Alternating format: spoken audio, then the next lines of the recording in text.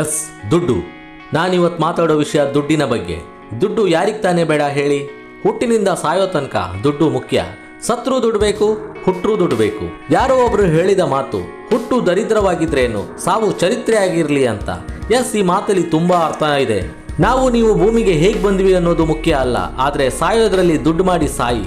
ದುಡ್ಡಿಲ್ಲ ಅಂದ್ರೆ ಯಾರು ಕೂಡ ಒಂದು ಚಿಲ್ಲರೆ ಮರ್ಯಾದೆನೂ ಕೂಡ ಕೊಡಲ್ಲ.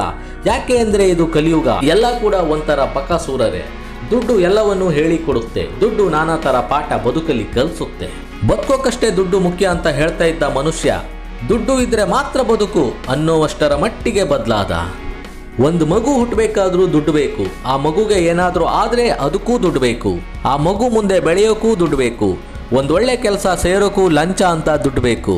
ಮಂಚ ಹತ್ತೋಕ್ಕೂ ದುಡ್ಡು ಬೇಕು. ಕೊನೆಗೆ ಜೀವನ ಬೋರಾಗಿ 4 ಜನ ಮ್ಯಾನೇಜರ್ ಜೊತೆ 3 ಅಡಿ ಜಾಗದಲ್ಲಿ ನೆಲಸಮ ಆಗೋಕ್ಕೂ ದುಡ್ಡು ಬೇಕು. ಒಟ್ನಲ್ಲಿ ದುಡ್ಡು ಮನುಷ್ಯನಿಗೆ ಸಿಕ್ಕಾಪಟ್ಟೆ ಮುಖ್ಯ.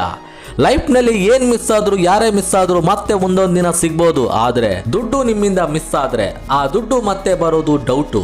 ಯಾಕೆ ಅಂದ್ರೆ ದುಡ್ಡಿಗೆ ಮನುಷ್ಯ ಬೆಲೆ ಕೊಡ್ತಾನೆ ಹೊರತು ಮನುಷ್ಯತ್ವಕ್ಕೆ ಬೆಲೆ ಕೊಡಲ್ಲ ಕಣ್ರಿ.